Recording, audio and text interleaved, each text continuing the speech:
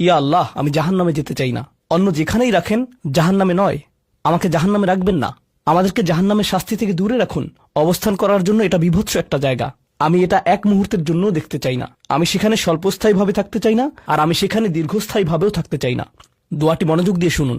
ইন্নাহা সাআত মুস্তাকাররাও ওয়া মুকামা। প্রথমত, এটা একটা শাস্তি, এটা বিশাল একটা সাজা। আমি সেখানে স্বল্প মেয়াদের জন্য থাকতে চাই না, আর আমি সেখানে দীর্ঘমেয়াদের জন্যও থাকতে চাই না। কিছু মানুষ রয়েছে যারা সেই একই রোগে আক্রান্ত হয়েছে। উম্মার মধ্যে, মুসলিমদের মধ্যেই একই রোগ যা বনী ইসরাইলেরও ছিল।